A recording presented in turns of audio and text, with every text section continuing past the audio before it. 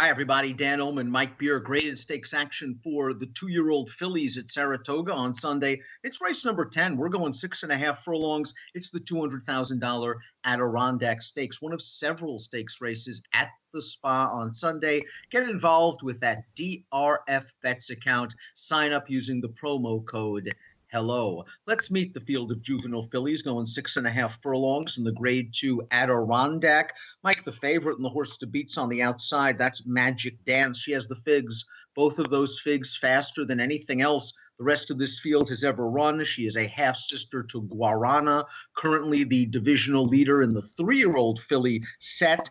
Magic Dance was a nice debut winner. She had to work a little harder than I think expected last time out in the debutante, where that horse on the lead, Cholulu Lips, made the front.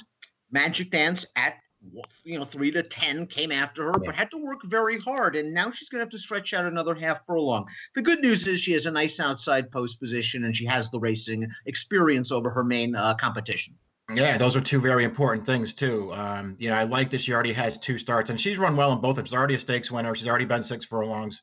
As you say, she's drawn perfectly outside, and she's got speed to keep up, Dan, but she doesn't need the lead to be effective. So there are a lot of things pointing to her in here. I think she is a really good horse. I also feel like she's facing some fillies who might be pretty good in their own right. So she's going to have to run really well again, I think, to win this race. She ran 6 furlongs in 110.26 and winning the debutante. The Colts on that same card in the grade 3 Bashford Manor went 110.70. So Magic Dance's buyer looks legit, and she's the horse to beat. But I have to tell you, the 2 Franks Rocket, you can't ask for more than what we saw in her career debut at Churchill Downs. She just took over at will from the pace setter at the quarter pole. Leparoux never took the whip out. She had her ears pricked, cantering under the wire, drawing away. She now gets Lasix for Bilmont.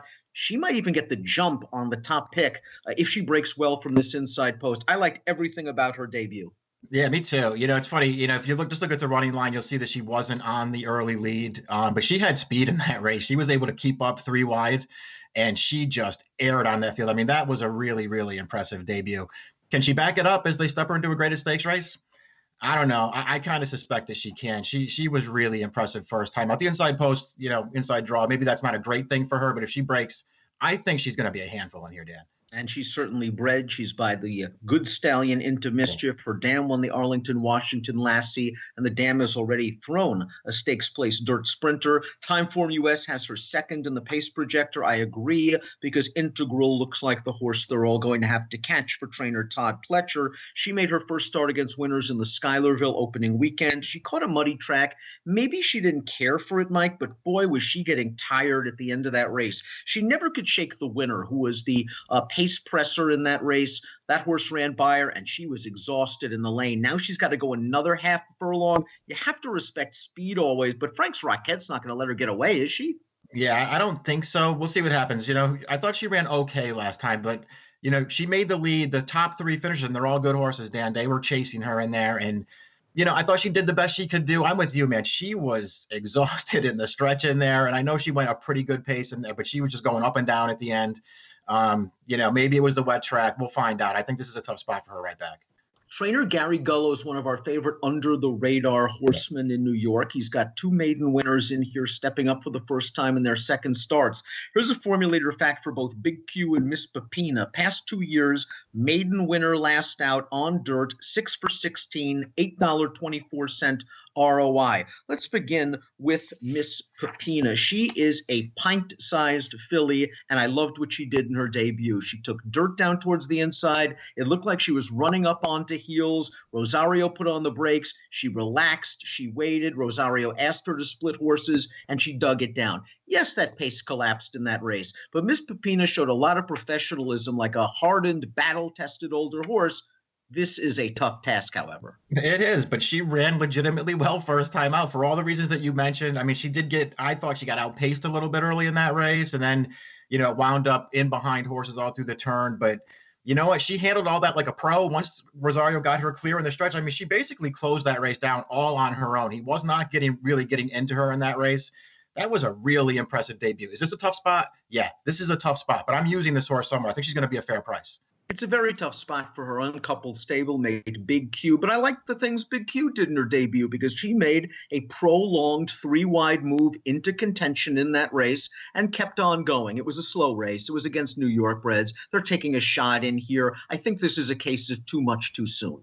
Yeah, it's a real tough spot for her. That debut race, give her some credit because she didn't get totally outrun in there. I mean, the third and fourth finishers dueled in there, and then the 1-2 finishers closed and got by them at the end. So she had a lot of good things go her way that day, but she still ran pretty well. This is a way tougher spot, though. Perfect Alibi is still a little bit green, but if you're looking for a horse that's going to really appreciate another furlong of ground, I think it's going to be Perfect Alibi. She is bred to go longer. Her debut was fine. She won by almost 10 lengths, although she didn't break very well, and she was very late to change leads. I thought she ran in spots in the Astoria, Mike. At the 3/8 pole, it looked like she was getting nothing. Nothing. She was under a ride from Sean Bridge-Mahan. It looked like she was backing up. She finally kicked it into gear. Again, it was a race where the pace seemed to collapse. She got beat by a first-time starter, and I know it was a good first-time starter, but I don't know. As the favorite in that race, she's probably supposed to win. I think she needs a hot pace in here because she doesn't have a lot of speed. I'm using her underneath. She could easily win. Yeah, I'm going to use her too. I liked her debut. I thought she looked good winning that race. Last time, beaten by a first-time starter. And also, we should mention a first-time starter who did not have, the greatest triplet. She stumbled badly at the start. She had some trouble early in that race. So a pretty good horse there, that Marianne or Ginger. On the other hand, Perfect Alibi was always 3 or 4 wide in that race. That was, Belmont Stakes weekend. You did not want to be wide on that track. Marianne or Ginger, with all the trouble she had, rode the rail almost the entire way. This horse was always off of it. I'm going to give her another chance in this race, Dan. I'm going to have to use her because I really do think she's run well in both of her starts. Just Fly, the number 7, put it all together last time out, but it was over a sloppy track, and it was a drop into one of those restricted maiden auction races. She showed improved speed. She won very professionally, and she got a solid fig. I kind of need to see her do it again, although Joe Sharp has good numbers, as we see from this formulator fact. Past 3 years, last out maiden winners on dirt, 5 for 9. $3.53 ROI. Upgrade if wet, as they used to say in the old sweep comments. I would say that's true. Listen, she ran pretty well first time out, and she improved when she got back to dirt last time, which you're supposed to do as a 2-year-old with some racing behind you. She has to improve again to beat this field. My last first kiss, the number 5, is a long shot to be sure, $250,000 daughter of Flatter. She just hasn't learned the starting gate yet, and she was whipped by Frank's Rocket in her debut after taking a little bit of money. She's a long shot. She's a long shot. I think she's eligible to improve, but I don't know if she's going to improve in this spot. Let's take a look at our top selections for the Grade 2 Adirondack Stakes. You loved what you saw from Frank's Rocket. It's Bill Mott. She's getting Lasix, and she'll be the second choice probably in this race. It seems like it. Those are all the reasons I put her on top. I really was taken by her debut, though, Dan. I went 2, 3, 8, and 6.